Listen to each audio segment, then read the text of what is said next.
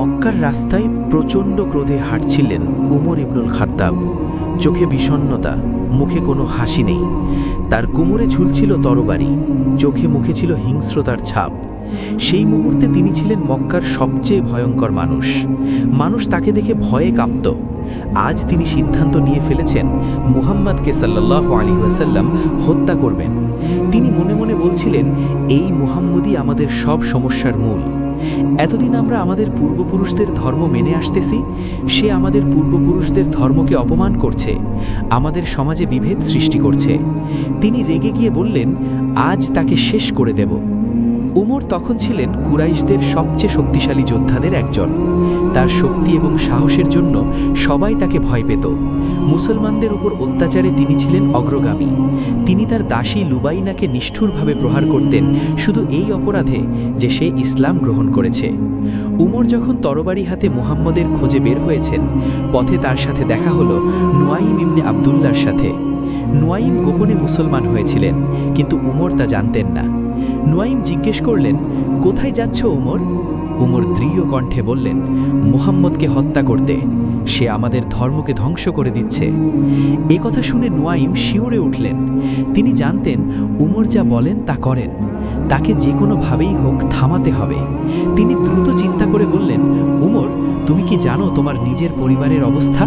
তোমার নিজের ঘরের খবর নেওয়ার আগে অন্যদের নিয়ে ভাবছ? এ কথা শুনে উমর থমকে দাঁড়ালেন। তুমি কি বলতে চাইছো?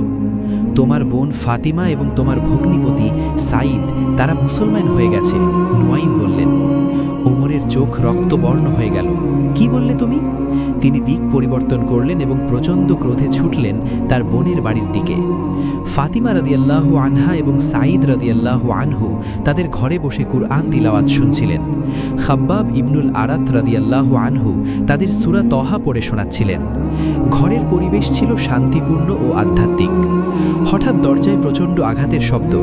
উমরের গর্জন শোনা গেল, দরজা খোলো। ফাতিমা রাদিয়াল্লাহু আনহা ভয়ে কাঁপতে শুরু করলেন। তিনি জানতেন তার ভাই উমর যখন রাগান্বিত হন তখন তিনি কতটা ভয়ঙ্কর হতে পারেন। খাব্বাব রাদিয়াল্লাহু আনহু দ্রুত একটি ঘরে লুকিয়ে পড়লেন। ফাতিমা রাদিয়াল্লাহু আনহা কুরআনের পাতাগুলো লুকিয়ে রাখার চেষ্টা করলেন। দরজা খুলে দেওয়া হলো।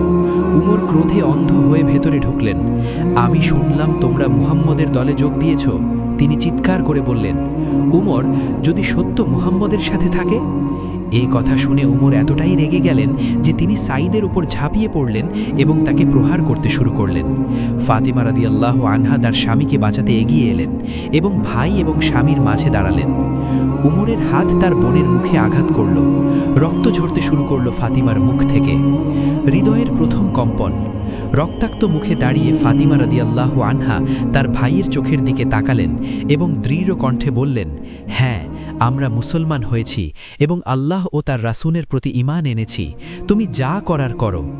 এই মুহূর্তে উমরের কিছু একটা হলো। তিনি তার প্রিয় বোনের রক্তাক্ত মুখ দেখলেন।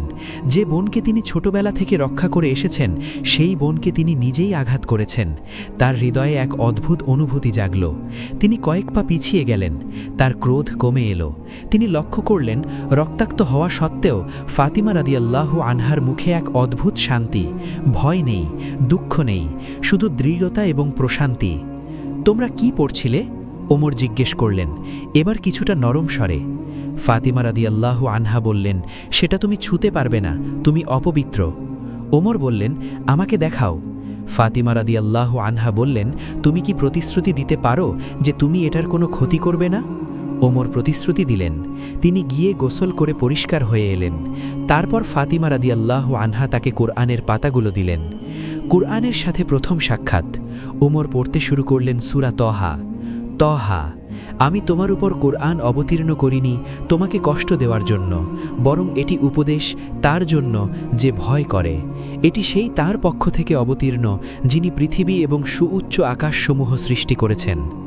উমর পড়তে লাগলেন, আর প্রতিটি শব্দ তার হৃদয়ে আঘাত করতে লাগল। এ কেমন কথা? এ তো কোনো মানুষের কথা নয়। এমন শক্তিশালী, এমন সুন্দর, এমন প্রজ্ঞাপূর্ণ বাণী তিনি কখনো শোনেননি। তিনি যখন পড়লেন, নিশ্চয়ই আমি আল্লাহ, আমি ছাড়া কোনো উপাস্য নেই, সুতরাং আমার ইবাদত করো এবং আমার স্মরণে সালাত কায়েম করো। এই আয়াত পড়ার পর তার চোখে পানি এসে গেল। কঠিন হৃদয়ের উমর, যিনি কখনো কাঁদেননি, তার চোখ বেয়ে অশ্রু গড়িয়ে পড়ল। এ কথা কত সুন্দর, এ কথা কত মহান! এটা কোনো মানুষের রচনা হতে পারে না। খাব্বাব রাদিয়াল্লাহু আনহু লুকানো ঘর থেকে বের হয়ে এলেন। তিনি বললেন, উমর, আল্লাহর শপথ, আমি আশা করি আল্লাহ তার নবীর দোয়া তোমার মাধ্যমে কবুল করেছেন। গতকাল রাতে রাসূল সাল্লাল্লাহু আলাইহি ওয়াসাল্লাম দোয়া করেছিলেন, হে আল্লাহ, উমর ইবনুল খাত্তাব অথবা আমর ইবনে হিশাম অর্থাৎ আবু জাহেল, এই দুজনের মধ্যে যে তোমার কাছে বেশি প্রিয়, তার মাধ্যমে ইসলামকে শক্তিশালী করো। উমর জিজ্ঞেস করলেন, মুহাম্মদ এখন কোথায়? খাব্বাব রাদিয়াল্লাহু বললেন, তিনি সাফা পাহাড়ের পাদদেশে আরকামের বাড়িতে আছেন। ওমর তার তরবারি হাতে নিলেন এবং বের হলেন, কিন্তু এবার তার উদ্দেশ্য ছিল ভিন্ন। যখন তিনি আরকামের বাড়িতে পৌঁছলেন এবং দরজায় কড়া নাড়লেন, ভেতর থেকে কেউ দরজার ফাঁক দিয়ে উঁকি দিয়ে দেখল উমর তরবারি নিয়ে দাঁড়িয়ে আছেন। ভয়ে তারা দরজা খুলতে চাইল না। হামজা রাদিয়াল্লাহু, যিনি সেদিন সকালে মুসলমান হয়েছিলেন, বললেন, দরজা খোলো। যদি সে ভালো উদ্দেশ্যে এসে থাকে তবে আমরা তাকে স্বাগত জানাব, আর যদি খারাপ উদ্দেশ্যে এসে থাকে তবে তার নিজের তরবারি দিয়েই আমি তাকে হত্যা করব। দরজা খোলা হলো। রাসূল সাল্লাল্লাহু আলাইহি ওয়াসাল্লাম নিজে এগিয়ে এসে উমরের জামা ধরলেন এবং একটু জোরে টান দিয়ে বললেন, উমর, কেন এসেছ? তুমি কি থামবে না যতক্ষণ না আল্লাহ তোমার উপর শাস্তি নাজিল করেন? এই কথায়, এই স্পর্শে উমরের কিছু হলো। এতদিন যাকে তিনি শত্রু মনে করতেন, তার মুখোমুখি দাঁড়িয়ে তিনি দেখলেন এক নুরানি চেহারা, কণ্ঠস্বরে এক ঐশ্বরিক মাধুর্য। উমর বললেন, হে আল্লাহর রাসূল, আমি এসেছি আল্লাহ ও তার রাসূলের প্রতি ঈমান আনতে। সেই মুহূর্তে রাসূল সাল্লাল্লাহু আলাইহি ওয়াসাল্লাম এতটাই আনন্দিত হলেন যে তিনি আল্লাহু আকবার বলে উঠলেন এমন জোরে যে আরকামের ঘরের সবাই শুনতে পেল। সমস্ত সাহাবীরা আনন্দে আল্লাহু আকবার ধ্বনি দিয়ে উঠলেন। উমর রাদিয়াল্লাহু কালেমা পাঠ করলেন, আশহাদু আল্লা ইলাহা ইল্লাল্লাহু ওয়া আশহাদু আন্না মুহাম্মাদার রাসূলুল্লাহ। এই কথা বলার সাথে সাথে যেন তার সমস্ত অতীত ধুয়ে গেল। যে মানুষটি কয়েক ঘন্টা আগে মুসলমানদের সবচেয়ে বড় শত্রু ছিলেন, তিনি এখন হয়ে গেলেন ইসলামের সবচেয়ে শক্তিশালী রক্ষক। মুসলমান হওয়ার পরপরই উমর রাদিয়াল্লাহু বললেন, ইয়া রাসূলাল্লাহ, আমরা কি সত্যের উপর নই? রাসূল সাল্লাল্লাহু আলাইহি ওয়াসাল্লাম বললেন, অবশ্যই। উমর রাদিয়াল্লাহু বললেন, তাহলে আমরা কেন লুকিয়ে থাকব? চলুন আমরা প্রকাশ্যে বের হই। সেদিন মুসলমানরা প্রথমবারের মতো দুটি সারিতে প্রকাশ্যে কাবায় গেলেন। একটি সারিতে ছিলেন হামজা রাদিয়াল্লাহু, আর একটিতে উমর রাদিয়াল্লাহু। মক্কার কুরাইশরা অবাক হয়ে দেখল উমর, তাদের সবচেয়ে শক্তিশালী যোদ্ধা, এখন মুসলমানদের সাথে। আব্দুল্লাহ ইবনে মাসউদ রাদিয়াল্লাহু পরে বলেছিলেন, উমরের ইসলাম গ্রহণ ছিল একটি বিজয়, তার হিজরত ছিল একটি সাহায্য এবং তার খিলাফত ছিল একটি রহমত। আমরা কাবায় প্রকাশ্যে সালাত আদায় করতে পারিনি যতক্ষণ না উমর মুসলমান হয়েছিলেন। উমর রাদিয়াল্লাহু তার অতীতের জন্য অত্যন্ত লজ্জিত ছিলেন। তিনি রাসূলের কাছে এসে বললেন, ইয়া রাসূলাল্লাহ, আমি যেসব অন্যায় করেছি। রাসূল তাকে সান্ত্বনা দিয়ে বললেন, উমর, ইসলাম পূর্ববর্তী সব গুনাহ মুছে দেয়, তুমি এখন নতুন মানুষ। উমর রাদিয়াল্লাহু হয়ে উঠলেন ইসলামের একটি শক্তিশালী স্তম্ভ। যে সাহস তিনি ইসলামের বিরুদ্ধে ব্যবহার করতেন, এখন সেই একই সাহস তিনি ইসলামের পক্ষে ব্যবহার করতে লাগলেন। একবার তিনি রাসূলকে জিজ্ঞেস করেছিলেন, ইয়া রাসূলাল্লাহ, যখন আমি কুফুরিতে ছিলাম আমি কঠিন এবং নিষ্ঠুর ছিলাম, এখন যখন মুসলমান হয়েছি আমি আরও কঠিন হয়ে গেছি, কিন্তু এবার ইসলামের শত্রুদের বিরুদ্ধে। এটা কি ঠিক? রাসূল সাল্লাল্লাহু আলাইহি ওয়াসাল্লাম হাসলেন এবং বললেন, উমর, আল্লাহ তোমাকে সেই শক্তি দিয়েছেন যা তিনি ইসলামের সেবায় ব্যবহার করতে চান। উমর রাদিয়াল্লাহু তার তাওবার গভীরতা এমন ছিল যে তিনি সারা জীবন কাঁদতেন যখন তার অতীত মনে পড়ত। একবার তাকে কেউ জিজ্ঞেস করেছিল, আমিরুল মুমিনিন, আপনি এত কাঁদেন কেন? আল্লাহ তো আপনার সব গুনাহ ক্ষমা করে দিয়েছেন।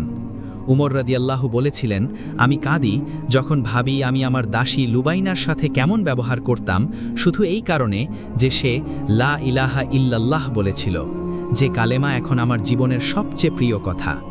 উমর রাদিয়াল্লাহুর তাওবা ছিল সম্পূর্ণ এবং আন্তরিক। তিনি শুধু মুসলমান হননি, তিনি সম্পূর্ণভাবে রূপান্তরিত হয়েছিলেন। পরবর্তীতে তিনি হলেন ইসলামের দ্বিতীয় খলিফা, যার ন্যায় বিচার, সততা এবং ভয়হীনতা আজও কিংবদন্তি হয়ে আছে।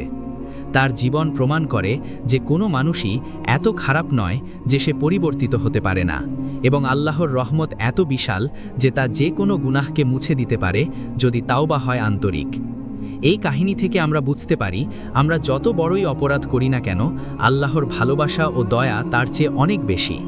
আল্লাহ তাআলা বলেন, বান্দা তোমরা তোমাদের রবের নিকট ফিরে এসো, তাওবার দরজা সব সময় খোলা। পরবর্তী ভিডিও পাওয়ার জন্য চ্যানেলটি সাবস্ক্রাইব করুন। ভালো থাকবেন। আল্লাহ হাফিজ।